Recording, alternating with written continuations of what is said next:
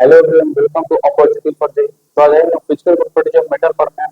Basically picture में electro positive electro negative सब time से पढ़ी थी मेटल। तो सबसे फर्स्ट हम लोग पढ़ते हैं, हम लोगों ने पीछे देखा भी था मेल्टिंग पॉइंट बॉइलिंग पॉइंट। तो सबसे पहले फर्स्ट मेल्टिंग पॉइंट और बॉइलिंग पॉइंट। तो मेटल का जनरली क्या होता था, high melting point and boiling point. क्यों होता था ऐसा? क्योंकि मेटल जो किस फॉर्म में एग्जिस्ट करता था, सॉलिड के फॉर्म में।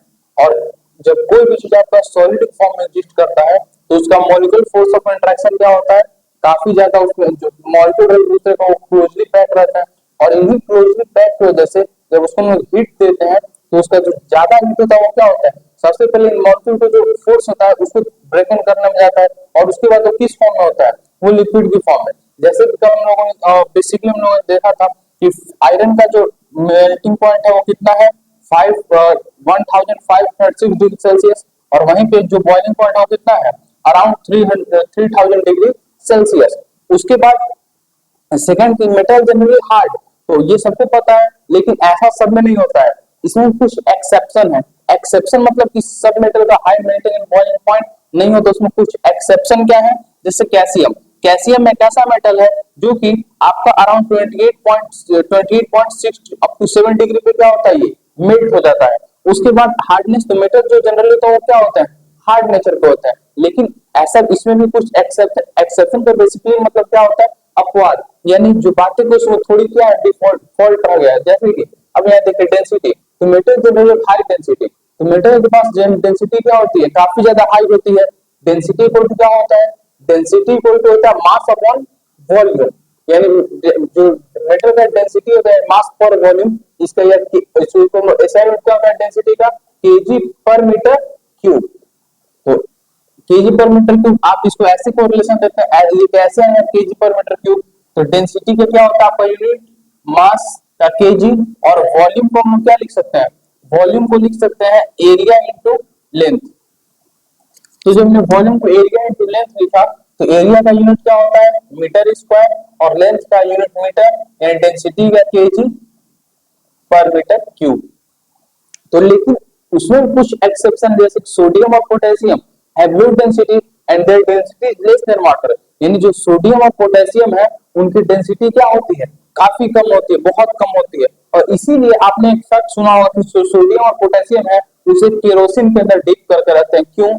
क्योंकि बहुत ज्यादा रिएक्टिव हाईली रेडियो मेटल है ये। और सोडियम और पोटेशियम आप किसके साथ रिएक्ट कर लेते हैं, ओपन एटमॉस्फेयर के साथ या रूम टेम्परेचर के साथ क्या कर लेंगे, रिएक्ट कर लेंगे। इसीलिए हम लोग सोडियम और पोटेशियम को कहाँ रखते हैं, सोडियम और पोटेशियम को हम लोग केरोसिन ऑयल में डीप करके रखते हैं। उसके बाद हार्डनेस, तो मेटल है जनरली हार्ड, यानी मेटल जो वो क्या होते हैं, बेसिकली हार्ड होते हैं और वो अपने ऊपर प्रेशर बहुत सारा हैंडल कर सकते हैं विदाउट गेटिंग डिसऑर्डर्ड। यानी बिना टूटे हुए क्या कर सकते हैं, अपने को प्रेशर हैंडल कर सकते हैं। लेकिन इसमें सब बातें सही नहीं, क्योंकि सोडियम और पोटेशियम एक ऐसे मेटल है जो कि आसानी से एक चाकू से आपका कट जाएंगे। यानी चाकू से कट जाने का इसको हम लोग ब्लंट नाइफ बोल सकते हैं।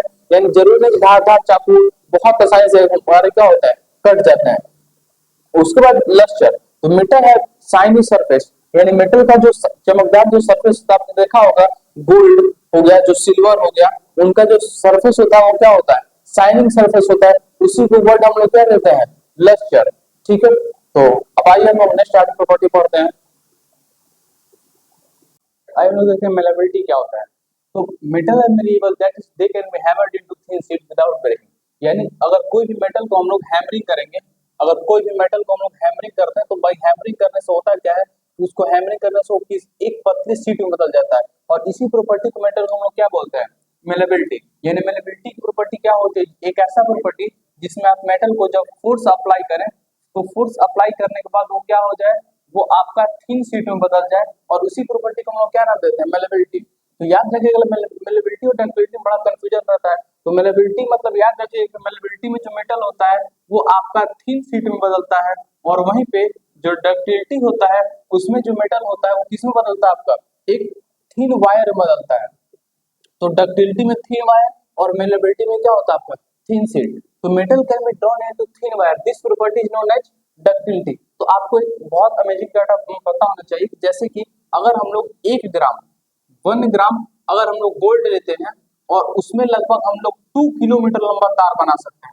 यानी 1 ग्राम गोल्ड से 2 किलोमीटर लंबा तक तार बनाया जा सकता है। और इसी प्रॉपर्टी को हम लोग क्या बोलते हैं, डक्टिलिटी, यानी एक ऐसा मेटल की प्रॉपर्टी जिसमें मेटल को किसमें चेंज कर दिया जाए, एक वायर में, और एक ऐसा मेटल की जिस मेटल को थिन शीट में बदला जाए, उसी को हम लोग क्या बोलते हैं, मेलेबिलिटी, उसको एक टेंसाइल स्ट्रेंथ। तो it is the property due to which substance can bear a lot of strain without breaking, यानी एक ऐसा प्रॉपर्टी मेटल का जिसमें सब्सटेंस जो बहुत ज्यादा आपको फोर्स को एबल कर पाए बिना टूटे हुए, और इसी प्रॉपर्टी को हम लोग क्या नाम देते हैं, टेंसाइल स्ट्रेंथ। कंडक्टिविटी क्या होता है, the ability of a material to transfer heat energy और इलेक्ट्रिकल करंट, यानी कि आपने सुना होगा कि metal are the good conductor of heat and electricity. तो कंडक्टिविटी आपका दो टाइप का होता है, सबसे पहला कंडक्टिविटी होता है आपका थर्मल कंडक्टिविटी, और एक आपका कंडक्टिविटी होता है, इसका नाम पड़ता है आपका इलेक्ट्रिकल कंडक्टिविटी। तो कंडक्टिविटी मतलब कि एक ऐसा एबिलिटी मेटल का जिसमें वो हीट एनर्जी और इलेक्ट्रिसिटी क्या हो जाए, पास हो जाए। तो इसलिए बात कैसा, मेटल के पास इलेक्ट्रिकल एनर्जी कैसे पास होता होगा, तो इसके लिए बेसिकली बस साधारण सी बातें हैं कि आप देखे थे कि मेटल के पास कैसे इलेक्ट्रॉन होते हैं, फ्री इलेक्ट्रॉन, और इन्हीं फ्री इलेक्ट्रॉन को हम लोग क्या नाम देते हैं, मोबाइल इलेक्ट्रॉन। तो अगर मेटल को आपको कंडक्टर बनाना हीट और इलेक्ट्रिसिटी का, तो एक आपको टर्म एंड कंडीशन ऐसा होता है कि उसके पास इलेक्ट्रॉन क्या होने चाहिए, फ्री स्टेट में होना चाहिए। अगर इलेक्ट्रॉन आपके फ्री स्टेट में है तो क्या होगा, वो गुड कंडक्टर होगा आपका हीट और इलेक्ट्रिसिटी का। अगर वहीं पे उसमें होता क्या फ्री इलेक्ट्रॉन में, जैसे कि मान लीजिए आपका ये इलेक्ट्रॉन है और इलेक्ट्रॉन का अरेंजमेंट है, और जैसे ही इसे हमने एक पावर सप्लाई के अंदर यानी एक बैटरी से इसे कनेक्ट किया, तो जैसे बैटरी यहाँ से आपको फोर्स प्रोवाइड करता है, तो ये इलेक्ट्रॉन इस इलेक्ट्रॉन के साथ कोलाइड करता है, ये इलेक्ट्रॉन इसे ट्रांसफर करता है, और ऐसे करते करते करते करते ये आपका एक इलेक्ट्रॉन इसके बाद ये यहाँ पे ट्रांसफर हो जाता है। और इसी कारण से जिस चीज का अगर फ्री इलेक्ट्रॉन नहीं होगा, वहां पे आपका वो कंडक्टर कभी नहीं होगा इलेक्ट्रिसिटी का। तो कंडक्टर के लिए सबसे इंपॉर्टेंट चीज क्या होता है, कंडक्टर के लिए आपका इलेक्ट्रॉन क्या होने चाहिए, फ्री होने चाहिए। वही थर्मल वेव क्या होने चाहिए, इलेक्ट्रॉन क्या होने चाहिए, फ्री होने चाहिए। आपने कभी कोई वर्ड सुना होगा शॉर्ट सर्किट का, जो कि वायर में होता है। तो शॉर्ट सर्किट वो कैसे होता है, मान के चलिए कि आपका एक वायर है और उसमें आपको लगातार वोल्टेज प्रोवाइड किया जा रहा है। तो जब वायर में आपका वोल्टेज प्रोवाइड किया जा रहा है, तो उस कंडीशन में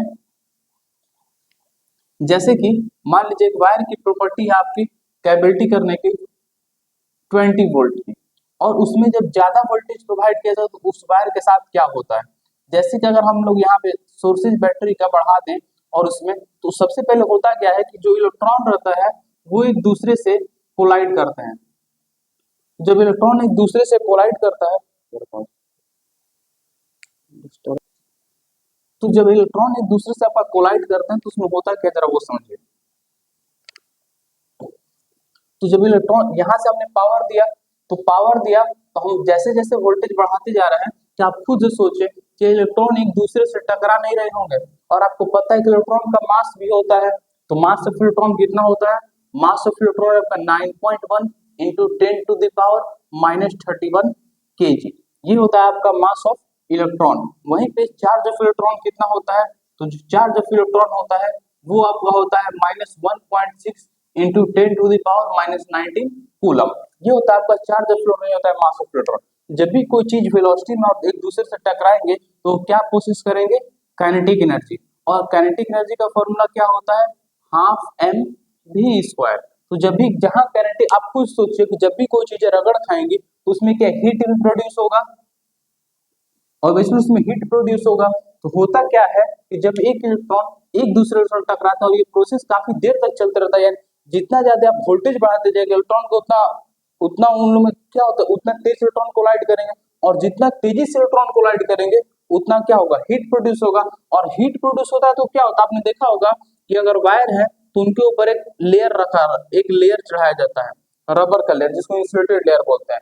अब वो लेयर क्या होने लगता है, पिघलने लगता है, और जब लेयर पिघलता है तो जो लाइव वायर होता है वो किसके साथ कंबाइन हो जाता है, न्यूट्रल वायर या फिर कोई अर्थ वायर, और ऐसे कनेक्ट होने के साथ अब जब दो तार एक साथ मिलते हैं तो क्या होता है, एक काफी हाई वोल्टेज, और उसी वजह से क्या लगता है आपका शॉर्ट सर्किट, और उसमें हम लोग क्या होता है, तार में आग जल जाता है। ठीक है, तो आज तक हम मेटल की फिजिकल प्रॉपर्टी पढ़ी, अब हम लोग इसके बाद का हम लोग नेक्स्ट लेक्चर में पढ़ेंगे।